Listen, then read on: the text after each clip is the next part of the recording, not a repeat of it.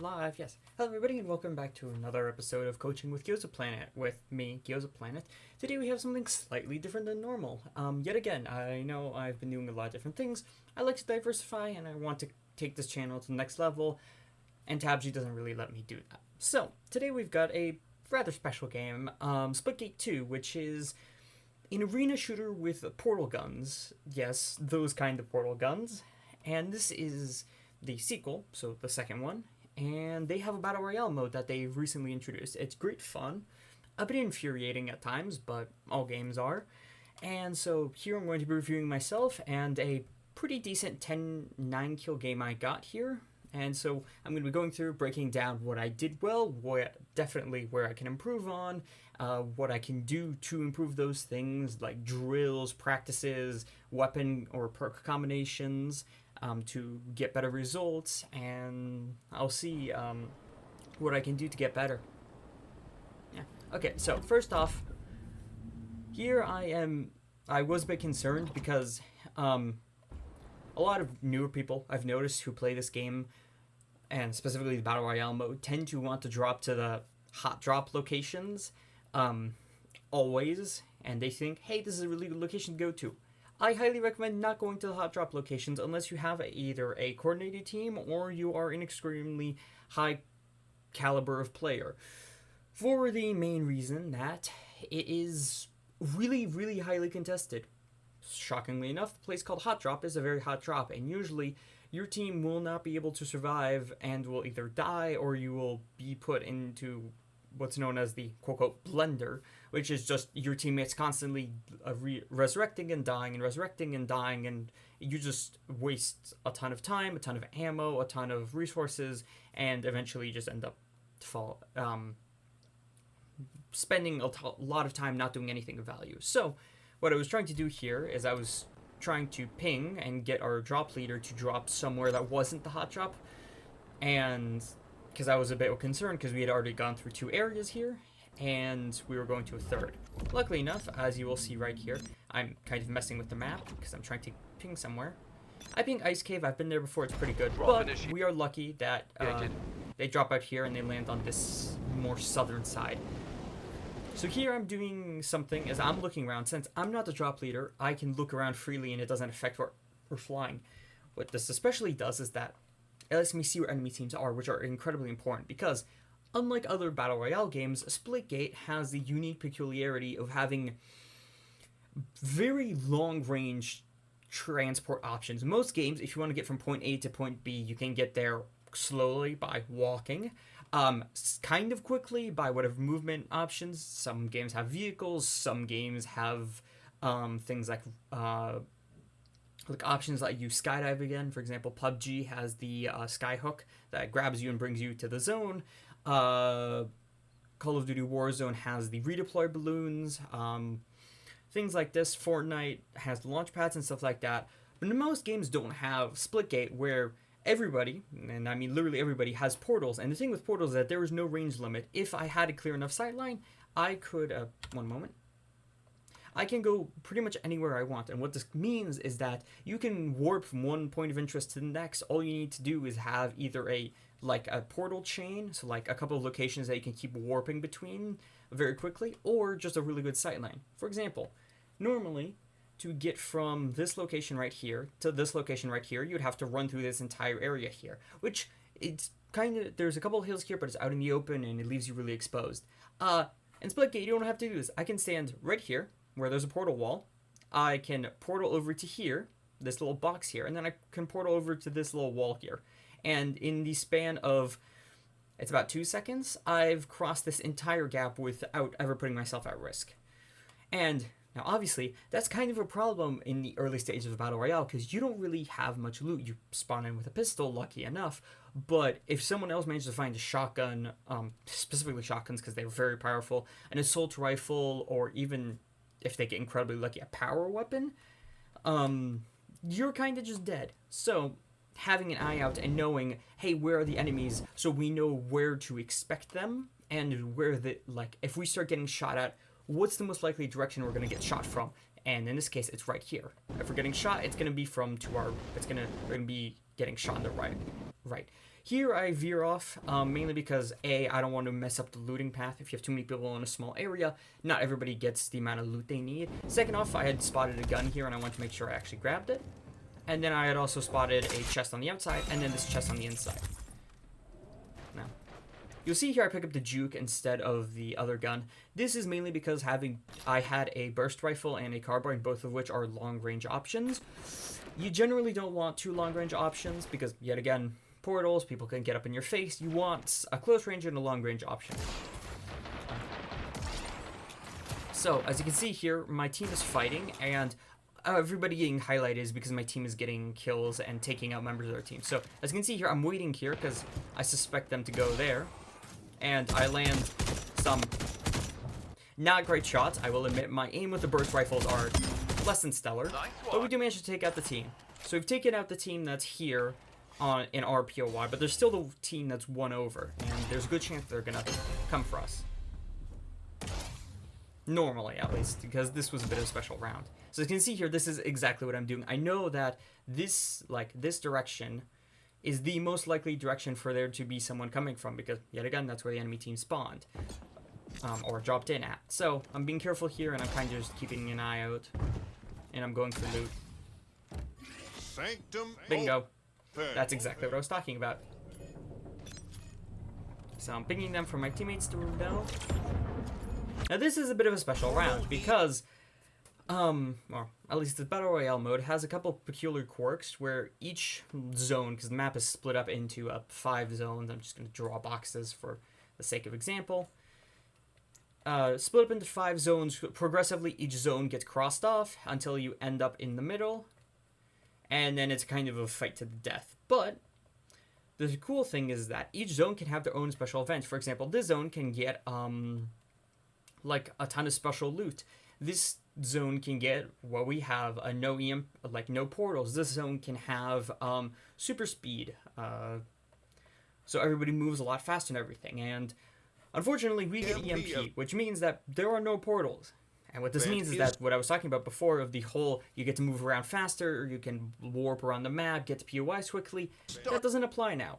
Which, as you will see, will impact us. This actually is a really big problem because it means that we can't take fights as easily as we normally could, which means we get less kills. EMP event active. All portal walls in this world are temporarily disabled. So as you can see here, we're kind of just on the open. I'm still suspicious of the other team. I'm going over here, grabbing some loot. I hear the chest below me. World closing. And then I take the proc spine because I don't have anything else. So the world is closing, as I mentioned before, and here I know there's people over there, so I'm just keeping an eye out, but I'm rejoining with my teammates. Usually you want to stick close to your team, is something I've learned at a very heavy cost, is that you really need to stay close to your team, otherwise you're going to die. Some rather brutal deaths. Here, a couple of decent shots. And then I managed to secure the kill. I'll land a couple shots on this guy. And then he's gone.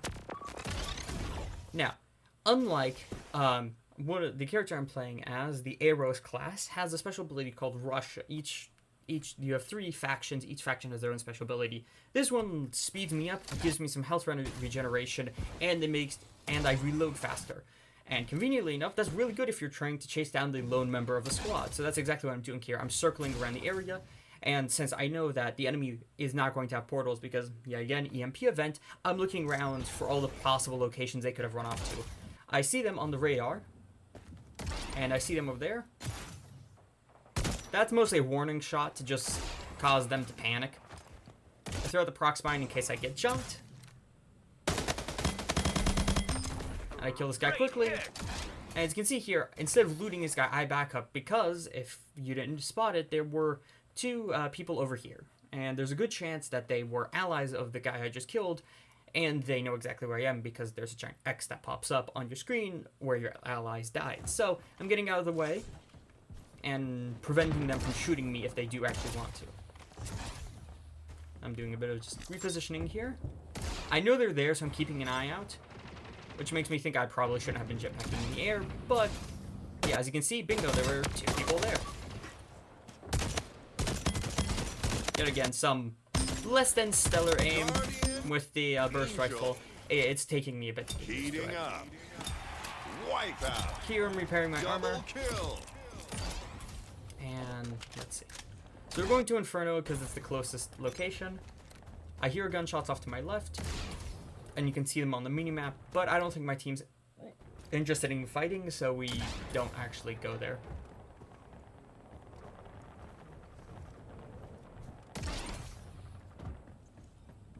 So I'm pretty sure it's right about now that okay. Then no, I'm fairly certain I completely 10 ignored the teams gunshots. remaining. Or, well, no, kind of. So I go through here. My ally spots an enemy.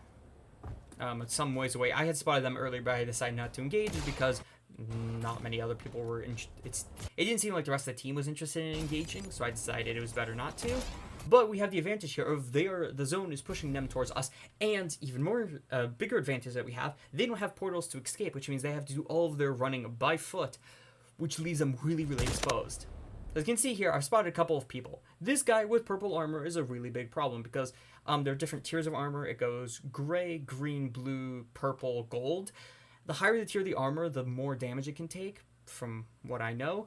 Someone with purple armor is really difficult to kill.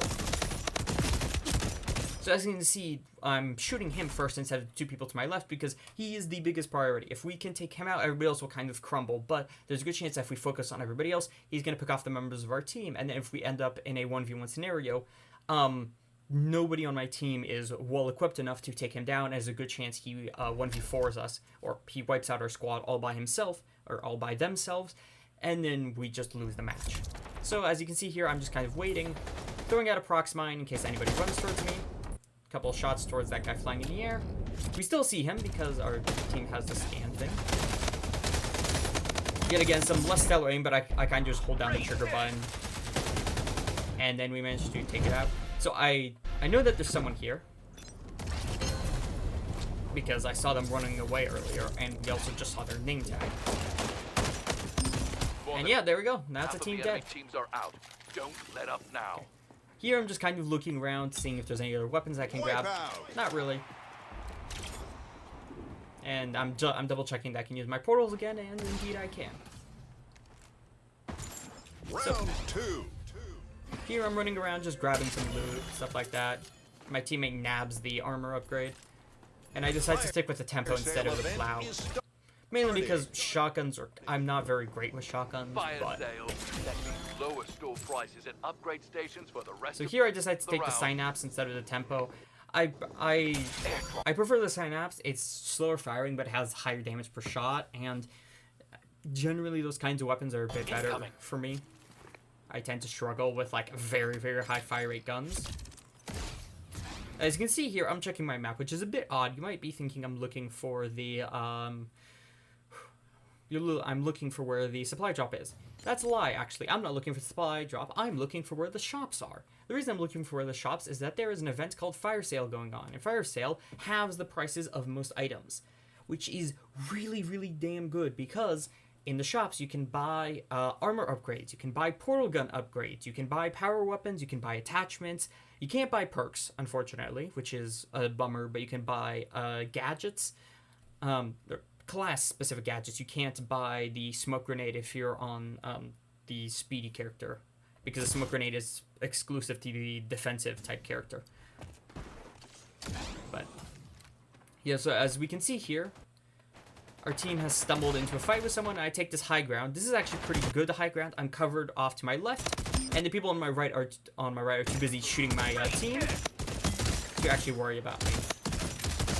Here I'm just playing a bit carefully because I know that I know I'm taking damage, and I wasn't exactly sure how much health I had left because I'm still a bit new to this, but I was basically getting ready to duck into cover in case I needed to. So here I saw the guy on my right, and I decided to portal over to try and get to him, but by the time I walk over, my team had already completely killed him. I take the armor upgrade, and it refunds me a couple of armor plates, which is fantastic. World is closing. Time to get a move on. Reload here. I decided to swap back to the tempo for simplicity. I probably should have kept the Synapse assault rifle, but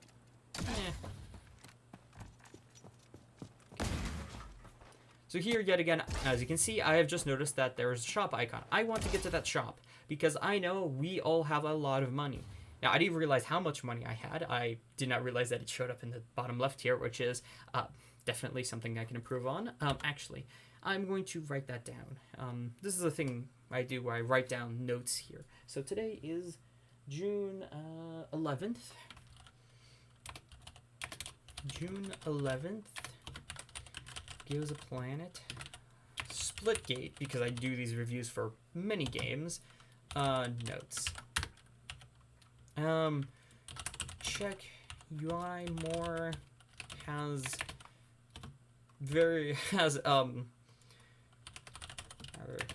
valuable info. So this is, obviously I'm kind of joking here because I could have checked how much money I had, but for example in that fight earlier where we were standing on the rocks, if I had checked and I saw that, oh, I'm only at half of my armor instead of at like completely out of armor, which is what I thought I was, I could have held the angle better and I could have focused more on hitting shots instead of trying to dodge a bit, which definitely threw off my aim. I could also see, for example, like that my teammate here, the Cullens fam, if you've been paying attention for a while, they don't have any plates. They keep not having plates, actually, and they go a while without plates. I have 2 plates, which isn't much, but I could have definitely run over and drop it for them. So this right here is an absolutely terrible decision for pretty much all reasons. Now, I do get much closer to the shop, yes, and everything, but I am very, very far away from my team, and I do not know anything about where the enemies are. If I had dropped here, if I had cleared out the entire area, and I had gone, for example, I was like, okay, this section of the map, there's no enemies. This section of the map, there's no enemies. This, like, right here and right here, there are enemies, but we've, like, broken their armor, killed their teammates and everything. They're not going to be fighting us and everything. Then I could say that, like, yeah, I can run this direction and everything because I know that there's nothing dangerous over here. But I don't know that. I have no clue where the enemies are, and more importantly, I'm not playing as the Meridian class, who has the built-in scanner ability as their class special item. I don't have that. I'm playing as a speedy character, so there is a good chance that I just get jumped by 4 people with burst rifles or a person sitting in a corner with a shotgun, and I suddenly lose my armor, my cash, my guns, a perk I had picked up, and I am put at a very, very worse state than my team, or like I'm put at a severe disadvantage, and that really hurts my team because I'm one of the few people with blue armor, and more importantly, so A, I'm one of the few people with blue armor, and B, I'm also one of the, like, more upfront fighters, and them losing that would be a very big problem. So here I'm just kind of trying to check where I am. I don't know, I think the map is a bit bugged. It doesn't actually show your location on the map. It shows your allies. Actually, hold on, it might. No, I think it's just showing off my teammates. Well, 2 of my teammates. You don't actually see one of my teammates because they're in a different zone, or kind of. Yeah, the map is a bit buggy, unfortunately. But as you can see here, so this is going to be the main second point on this notepad. Do not separate from your team without a good reason. Now, what does a good reason... What are examples of a good reason? Low health, last surviving member of a team, plus, long respawn timer for their allies. So if we are in a big fight and everything, and let's say they take out 2 of our members, we take out 3 of their members, like the last guy to like very low health and everything, and we know because the fight took 5-10 seconds and everything, the shortest respawn time for their teammate, like, or I suppose the ally with the shortest respawn time is at least 15 seconds. That would be a good reason to use my Q ability, sprint at them full speed, and make sure to get the kill. Because if they reload, rearm, and everything, and they come back later, that's just going to cause even more hassle for us. we do have the advantage because we haven't lost our gear, we haven't lost our armor upgrades and everything. But still, having a full squad shooting you in the back, even if they don't have fully decked out weapons and great armor, that's still someone shooting you in the back. That will very quickly deplete your resources. So in this case, now if I was chasing someone and I was doing the math and I suspected that there's like 5 seconds, and I know that in 5 seconds I can't reliably kill them, I'm gonna back off, or I'm gonna set up an ambush, and I'll like set up a portal for my allies to run through. This is easier if you have someone you're chatting with, like you're part of a team and you're communicating. Or I'll set up an ambush, or I'll go like to the edge of the zone to hold them as they run in, like I did earlier in this video. That'll be a good example, because if I just run in there trying to take out the last guy, their ally respawns, and then I just give them free armor, free loot, free portal upgrades, a better gun and everything. That's kind of a waste of my basic time and my team's resources. Now another example would be last remaining member of a squad. So this is if you have a very unreliable team or a not necessarily skilled team. If you see them walking to a giant ambush, you call out the ambush, you tell them about the ambush, and then you just see them still walk into it and just get completely wrecked. Just back off, go somewhere else, have them respawn, and try again in a different section of the map or in a different one of the islands. Just following them in there is suicide, basically, and you do not want to do that, because it's better that you get to play a bit longer and do better, and even you might even to pull off like an underdog victory than just charging in there with the rest of your teammates and then you get like one more kill, which the difference between 1 and 2 is not much. So that would be an example. Now there is also the case that if you're like part of a squad, and let's say you are playing as this character with the rush ability, or like the speed up Q, you have stim shot, which heals you as your ability. You have like a couple of upgrades for your portals. Upgrading your portals gives you more reuses, and I believe it makes the recharge for the uses quicker. Stuff like that, and like you're fighting the teams, it's going pretty good. It's like a 3 versus 3, then a 2 versus 2 and everything, and suddenly one of their allies magically pulls out like a sniper rifle and just just absolutely decks your teammate with a headshot. It would be a good idea to bail, because it is quite possible that you can go win the 1v2 and everything, but it's much more likely that you're not going to win that, and you're just going to get yourself killed. So using your speed, using the stim and everything to just make distance, give your allies time to respawn, and then go back into the fight. Yeah, obviously you're going to be at a disadvantage, but so will their team. And when you go back into the fight, you know who to look for, and you're like, okay, that's the ally that's the enemy, the specific enemy with the sniper rifle. I'm going to focus them first, and you focus them first because you have the better guns, better armor, and everything. Then suddenly it's just you with full gear, your allies with like respawn gear, and then the enemies with nothing but respawn gear. And then there's a very good chance that you win, because you're going to be helping your allies and you have a higher percentage chance of winning. Now, what would be another good reason to separate from your team? Power weapons /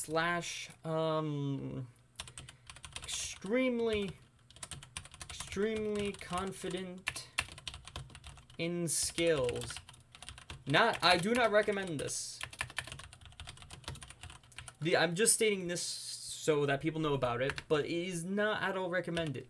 If you happen to get yourself a FUBAR, which is the rocket launcher, or a deadbolt, and you are like part of FaZe, the sniping group, and everything, you can, if you're working with an organized team, you go off on your own adventures and everything, and then the rest of the people go off in like groups of 2 or a group of 3 and everything, and then you just go and wipe out squads with 4 perfectly placed headshots, and you just ramp up your kill count, and you get more money, more loot, more armor upgrades for your team by proxy.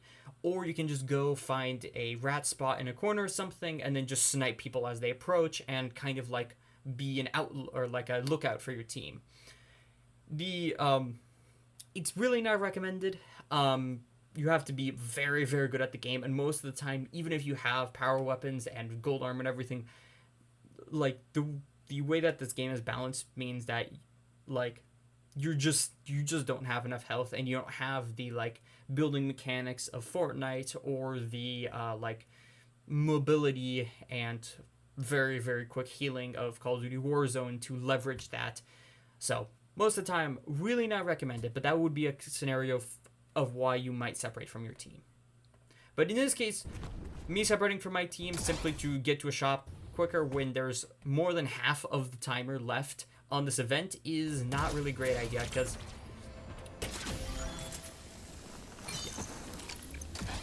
now, this is a nice perk I grab. Hustle, fantastic perk, gives you bonus sprint speed. Very, very recommended. Actually, I would have put this on my default class. I do not have it unlocked though, because I do not play this this faction much. So I can see here, everything is cut in half, and I have $650, which means I can buy a lot of things. We're So as one you of can 3 see, teams left. Stand I grabbed strong. one of each, and then I grabbed that. I grabbed a couple of armor plates, and then I stopped because I was like, I have more than enough money. So I have gold armor now. I have 10 portals. I managed to nab myself a 2 perk, teams remaining. which is fantastic. Only one other team left. I go Play here and smart. I'm looking.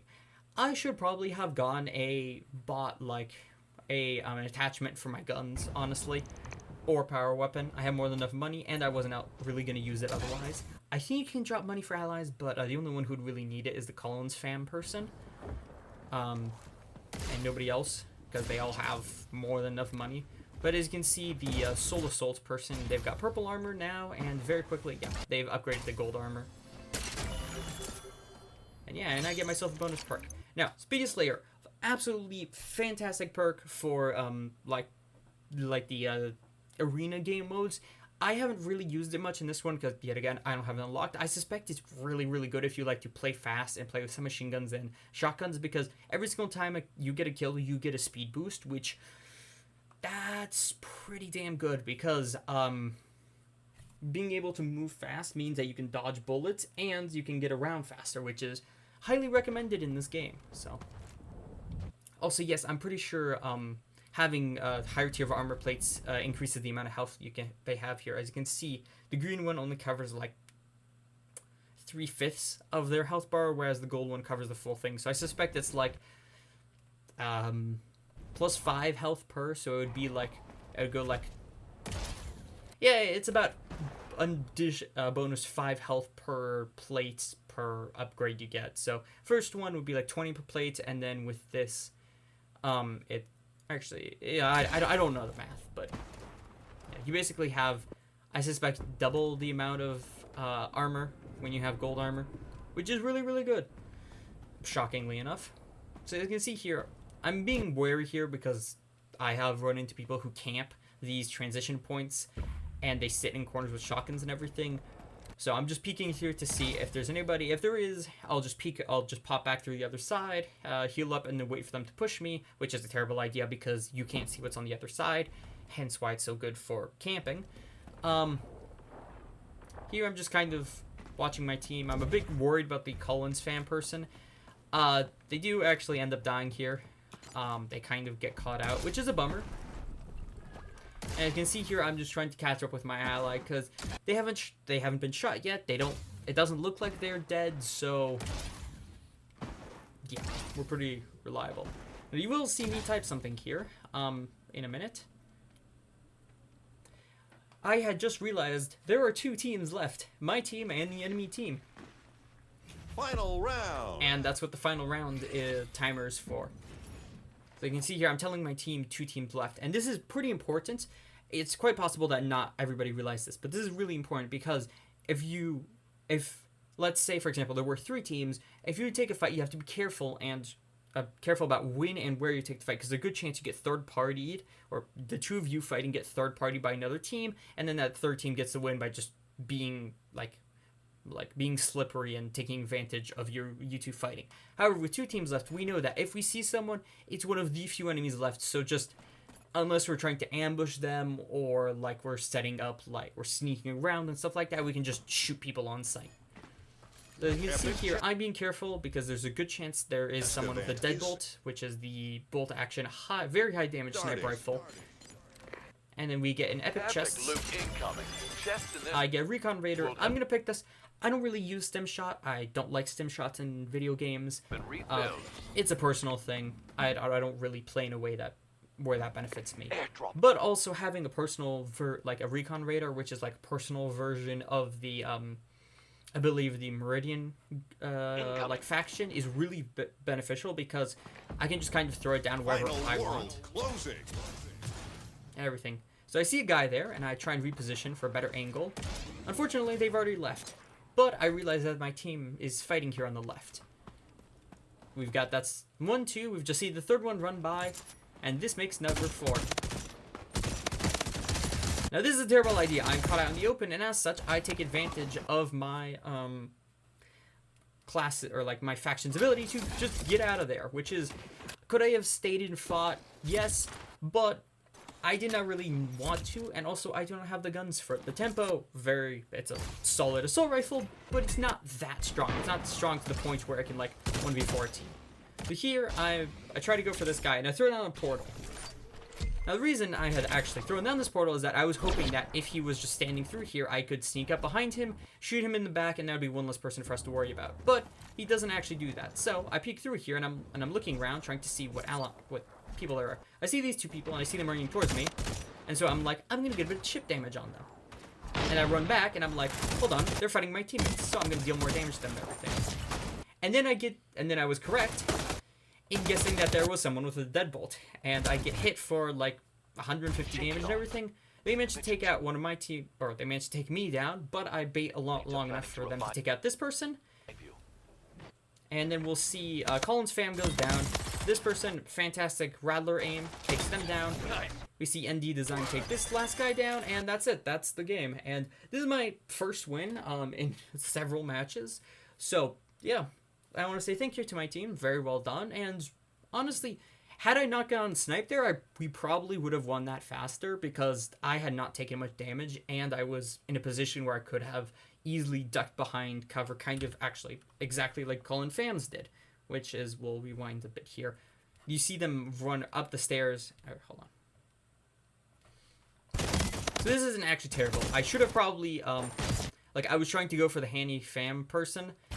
I should have probably just doubled down on the person I was shooting, but as you can see, Colin Fams runs around here, which means that the Miss UBB person gets caught out in the open and gets shot, and it forces the other people to back up. But yeah, had I not died there, I could have probably helped Colin's fam and chased down the other person, which means that the game would probably be done about now.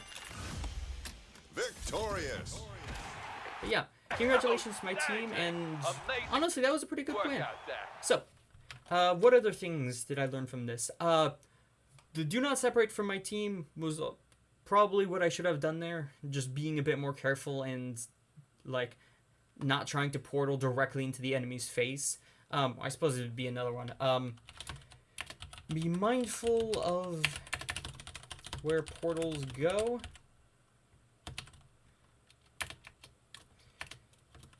And avoid putting them directly in the middle of the group.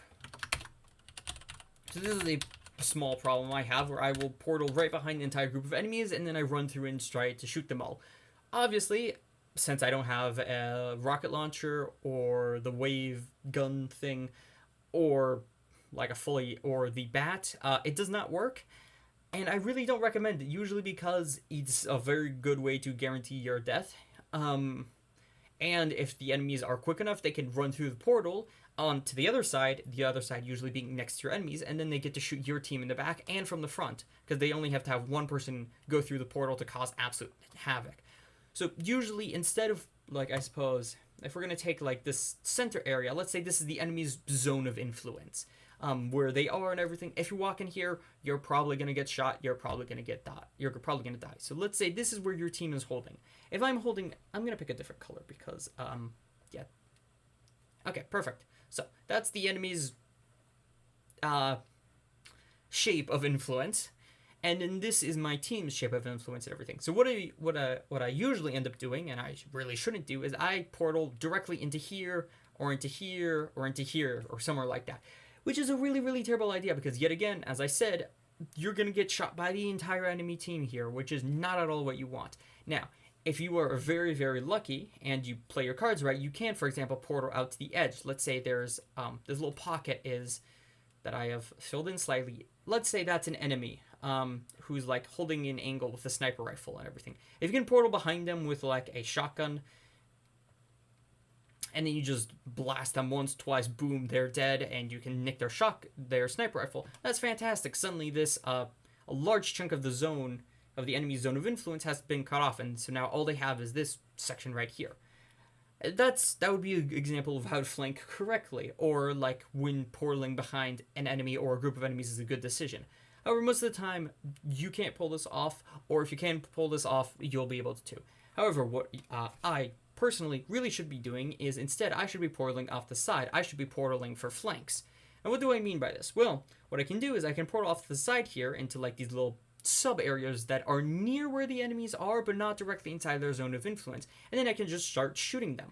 Now, obviously this brings attention towards me. I need to prepare for this. I need to be next to the portal, next to cover, have a defensive ability like the Sabrask, like the defensive factions barrier shield, like shield wall up and ready to use, stuff like that. But if I can do that, suddenly their zone of influence is split because they have me on the left who's shooting them and everything, and they have the rest of my team who's shooting them from this side and everything. And in the cases where my team can hit their shots, because matchmaking is a bit finicky, this is really good because they are caught in a crossfire, and a crossfire that's at their disadvantage because I had the element of surprise, which means I can usually land a couple of good shots, and if I have something like a high damage carbine or high damage burst rifle, I can tear off either most of their armor or pretty much most of their health. Because this actually, all of this diagram also applies to normal team mode, not just battle royale. If you have a team holding a point and everything, you want to portal to their flanks, not